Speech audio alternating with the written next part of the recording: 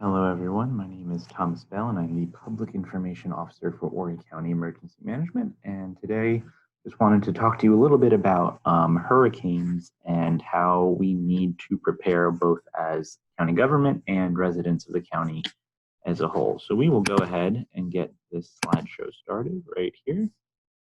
Okay, so for those of you who are radar or satellite image savvy, this is a picture of Hurricane Florence from 2018. Of course, that was probably our most recent devastating storm. Even though it was just a Category 1, it did cause well over $24 billion in damage in the regional area. So we'll talk a little bit about why categories don't always match up to how severe systems can be. So right here is a quick overview of just hurricanes and tropical systems as a whole. Believe it or not, we did already have Tropical Storm Bertha. So we are well underway for our hurricane season. Hurricane season does run from June 1st to November 30th. We generally see our peak systems in September and October. That's historically when we've seen our strongest, as well as the most amount of storms in this area.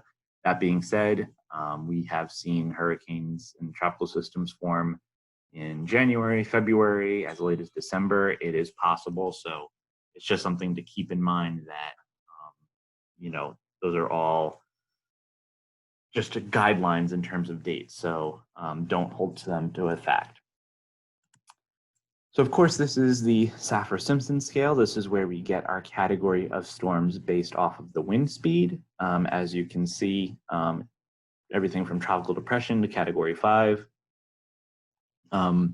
Once you get to a Category 3, that is considered a major hurricane. So once we are at that level, that is when you'll start hearing them say major hurricane in the news. Now, one thing about this is that the wind speed really only tells part of the story of a hurricane. There are plenty of other hazards that really can affect an area in terms of damage and impact.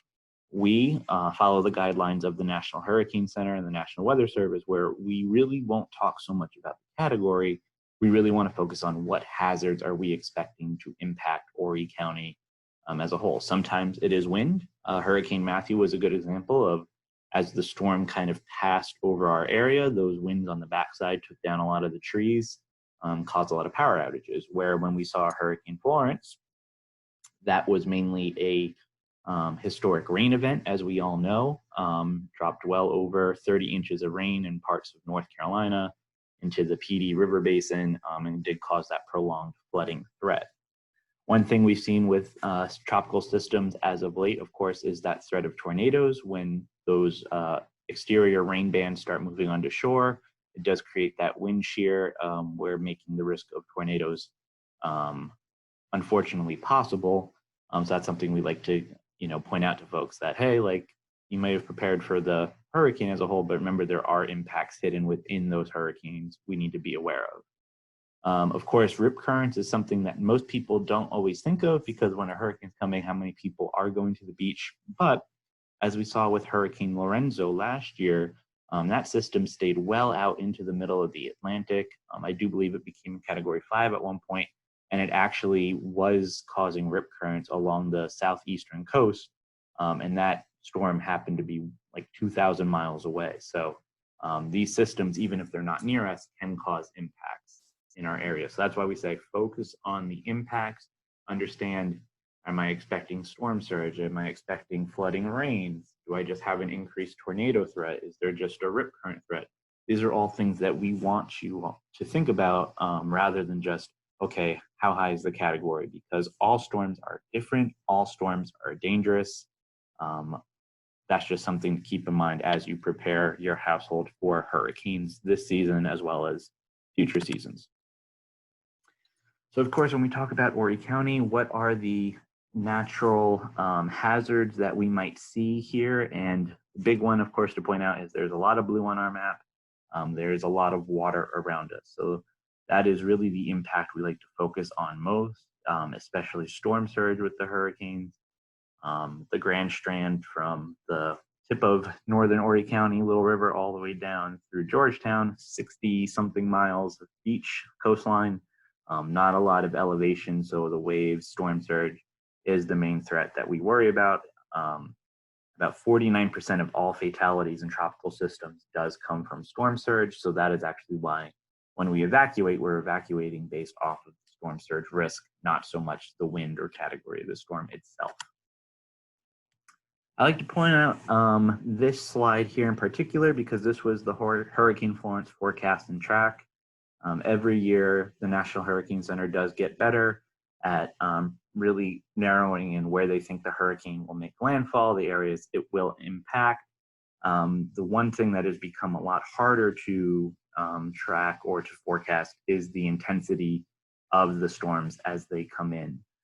A good example of that is when we saw Hurricane Florence, we did a full evacuation of zones A, B, and C because at that moment in time, we were looking at a Category 4 landfall just north of Horry County or at Myrtle Beach, depending on the model track you looked at. So knowing our timeline, that decision had to be made. At that moment, it was a Category 4. Fortunately, it did downgrade to a Category 1, so the wind speeds did kind of diminish quite a bit, which of course was great for avoiding those catastrophic winds, but it ended up still being a very dangerous storm in terms of rain, and just because it was so slow moving. But we still do not know really why it was able to lose its strength in terms of wind, but that is just something that the Hurricane Center continues to work on. So understand that we do generally have a really good idea of where the storm will go, but as far as intensity, that is still very much up in the air sometimes. And one thing I want to point out is that as you might see forecast tracks, things like that, you'll see online some people have 10 days out, 7 days out. Really, the Hurricane Center, National Hurricane Center, is really only comfortable in forecasting 5 days out as far as where a storm is. So if you see anything above 5 days, definitely some caution because a lot of error is in those projections, especially in those days farthest out. So really look to the National Hurricane Center in terms of following the storms. That is what the state and Horry County make their decisions based off of. So that's something just to keep in mind. Big difference here for watch versus warning. A watch lets you know that the conditions are favorable for a hazard. Warning means take immediate action. We are expecting imminent impact for whatever it might be. A hurricane warning is usually issued when they are expecting to see those tropical storm force sustained winds within 36 hours of our area. And that is why when we make the decisions in terms of, when the governor makes the decisions in terms of evacuations, they are made so many days in advance because we are trying to make sure that the evacuation is complete before the onset of tropical storm force winds. That is something to just prepare for in advance and understand that, especially in this season with COVID, that timeline will probably have to be extended a bit more, just knowing that there will be some constraints in how many people are allowed to be in the same area, or if they're needing to be transported, how many people can be on those buses. So it might just take a bit longer. So that means our timeline gets pushed back a bit in terms of when we would need to start making those decisions. So preparing for a storm, first thing, of course, you want to do is have a plan. Make sure everyone in the household knows where you would go, how you'll get there. If you have any special things like pets, young children, elderly folks in the home, make sure they are all set. Tell family members, tell friends. Most of my family, for example, lives up in the Northeast, so it's nice to let them know, hey, if we get a storm, this is kind of the protocol we're following. You're going to want to build your emergency kit. Of course, having non-perishable food, water. The recommendation of water is 2 gallons per person per day. And then, of course, all these other basics listed here on this slide. There's a lot of great resources in terms of where or what to include in your emergency kit. I definitely recommend checking out ready.gov, our website, emd.horrycounty.org, as well as the American Red Cross for information as to what to include in your kit. Think about those specialty items, such as any prescription medications, having some toys for children, pet supplies. These are things you'll definitely want to make sure you have in the emergency kit. Generally, we say have a kit that can sustain your household from anywhere from 3 to 5 days. Generally at that point, you should be able to leave your home and resupply, restock, whatever it might be. So that's just something to keep in mind in terms of how long you should expect your kit to sustain you. Every household's kit might look different because it's going to be tailored to what that household needs. So if your neighbor has an item you don't have, you might not need it. They might have it for a specific reason. So that's just something to keep in mind as well. Another great thing to have on hand for any sort of disaster is an emergency binder. This is basically going to be a physical binder or folder that has copies of all of your important documents, everything from identifying information, license, passport, insurance documents, especially hurricane and flood policies if you have those insurance, car insurance, your financial info, banks, utilities, deeds, wills, medical records, really anything you might need that would help you rebuild your life if you had to, due to the impact from the storm. You have it all there. Of course, it is also great to have digital copies. One thing we point out about the digital copies, though, is that you might not always have power, you might not always have Wi-Fi readily available, so having physical copies of these items is really helpful in terms of just making sure they are readily available. Also want to make sure you include documentation of your house. Take pictures inside and outside. So if you do have damage, you're able to submit that with your insurance claim. It's just a lot easier if you already have that proof of this is what it looked like beforehand. And like I said, you want to keep this binder with your emergency kit. You just want to make sure you're able to take it and go. It goes with you wherever you evacuate to. Just really great to have to be prepared if the worst does happen to your home. The other big thing is talk to your neighbors, talk to your congregation, your folks you see at church. These are people who you can help formulate plans. You can help each other. Maybe one of your neighbors has a generator. Maybe another neighbor has a Costco membership. You can really kind of work with each other to make sure that you have a plan, because if every house on your street is prepared for a hurricane, the more resilient your community is going to be, the faster you'll be able to rebuild. Everyone will be on the same page. And of course, it's just great to be able to help each other in, times of need. So definitely get to know your neighbors, talk to them about what their plans are. Once we know storm is on the horizon for us, like I said, we follow the National Hurricane Center and their forecast. They update officially every 6 hours. That, of course, those updates can increase in frequency if the storm is changing, if there's a major update they need to share. So that is what we follow. Keep your phone with you and charged. One of the most important things is if you don't have family in the area, especially if it's not a major hurricane, sometimes they might not get all the news updates as they're happening. So it's just great to keep them informed. If you have any of those power banks for your phones, make sure those are charged up before as well. Nice thing about smartphone is that it's great so long as it's on and working. So you just don't want it to become a paperweight. It's a great way to get information this day and age, of course. And then you're also going to want to make sure you are following the official updates from the local officials, Horry County Emergency Management, Myrtle Beach Emergency Management. We're all on social media. We work very closely with our news partners to get the information out. This is going to be the official info. A lot of times people will hear the rumor mill going of saying, oh, this is going to happen, or, oh, my cousin works for this person and they said this is happening. If you have a question, go to our website, go to the Twitter, Facebook, try to get that official info. Like I said, rumors can really create a lot of confusion, can really hinder, operations around the county. So just want to make sure everyone's on the same page, getting that same information. We work very closely with the South Carolina Emergency Management Division. We follow along the governor's press conferences as well. So we are in lockstep with them each step of the way to make sure we are all as unified as possible in terms of responding to the hurricanes. Evacuations. So one thing that we do like to clear up is that here in South Carolina, the governor is the sole authority when it comes to issuing evacuation orders. One thing we always are asked, are they mandatory? And we do say because it does come from the governor, it does have the rule of law behind it. But that being said, we just want you to follow that because it is for your safety. They are done by the zones A, B, and C. You've probably seen the letters and the color coding in multiple places around the county.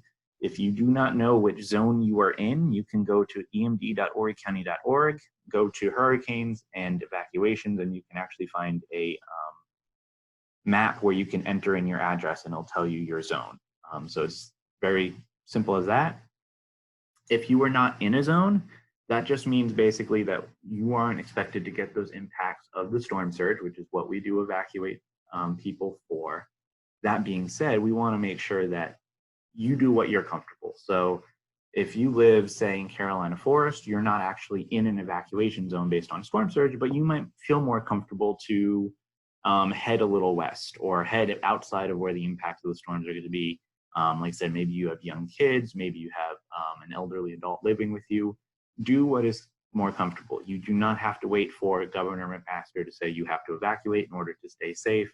I know a lot of folks who have told me that they've gone down to Disney World if they know a storm is coming and impacting South and North Carolina. So they make a trip out of it. So that's just something to think about, that you don't need to have us tell you to evacuate if you would feel safer not being here. If you do evacuate, take only your essentials, the emergency binder, clothes, some of those more irreplaceable items, pictures, mementos, etc. Remember, things can be replaced, lives can't. That is what we care about most, is the safety of the individuals. Like I said, you have insurance, things like that, that'll take care of that. We just want to make sure everyone is as safe as possible. COVID-19 will be with us this hurricane season, which means things will look a bit different.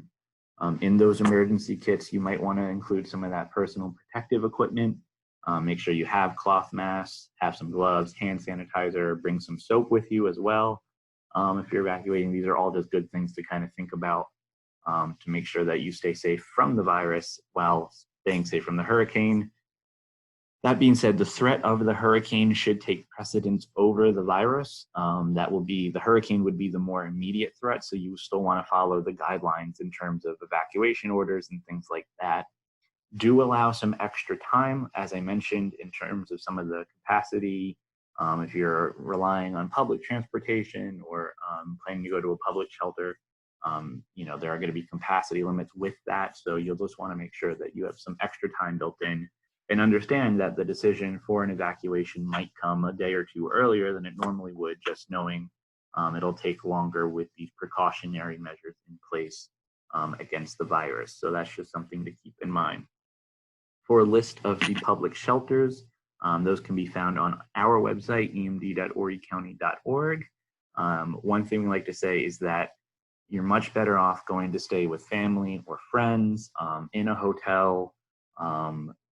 The public shelters really should be used as a last resort, and for those who really have no other means to go anywhere else.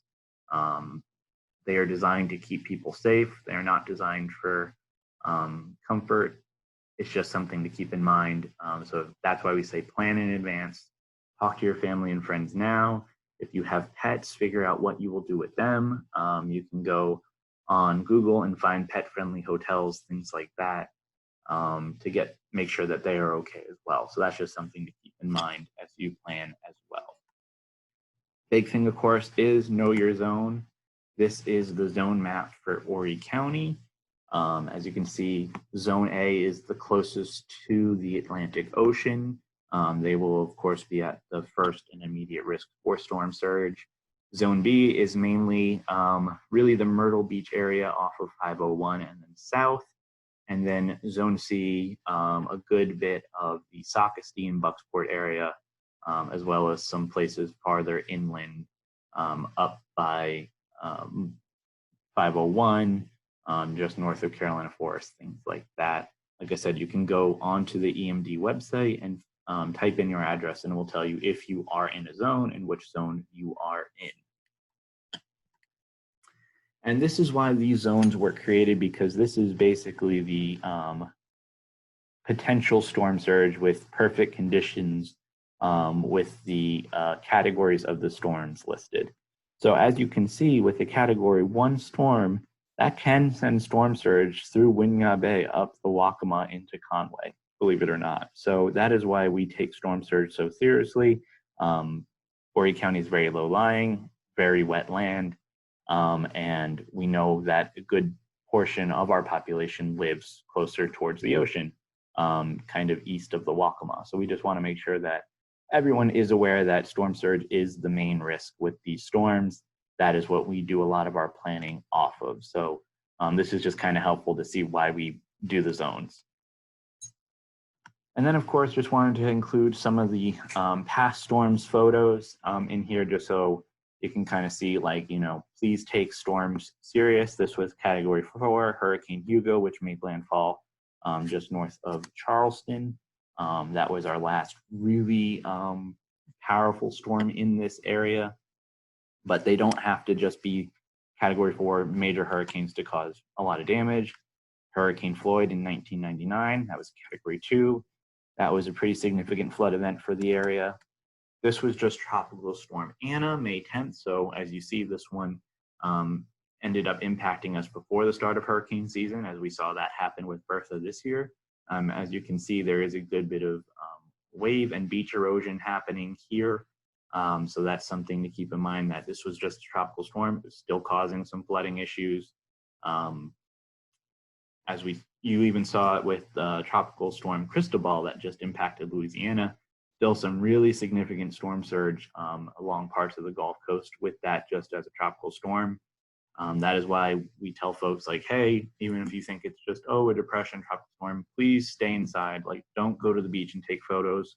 We will take photos for you. You can share them from our page. We really just want you to stay safe. And then, of course, this was Hurricane Florence, the fall of 2018. This was a Category 1. This is actually flooding off of North Main Street here in Conway. And for those of you who might be familiar, that's the Farmers Warehouse building, the large one with the white roof. And just up a little farther is the M.L. Brown Public Safety building, which is where the emergency management department is headquartered out of. So as you can see, it got close to impacting us here. Like I said, hurricanes affect a large swath of land, a lot of people. So we just want to make sure everyone is as prepared as possible. And then lastly, this is our contact information. Please feel free to call us at any time with any questions you might have. That is our website right down there. And of course, we are on Twitter and Facebook. A great update regarding social media is that if you go to the homepage of horrycounty.org and scroll down, you'll actually see all of the public safety social media profiles right there. So you do not have to have a Twitter, you do not have to have a Facebook to see what we are posting, what we are sharing. You can just get to the county website and see it from there. So that's just something to keep in mind. And just want to say thank you all for listening to this presentation. Like I said, if you have any questions, please feel free to call us. We'd be happy to help out however we can. Like I said, storms are something that we have to deal with here in Horry County. It's something that we are prepared for, and we just want to make sure everyone is as prepared as possible for hurricane season, both this season as well as any future ones. Remember, all storms are different, all storms are dangerous. Take the time to prepare now so that in the future you don't have to worry about all the little decisions you'd have to make if we are going to be impacted by a storm. Once again, thank you so much and stay safe.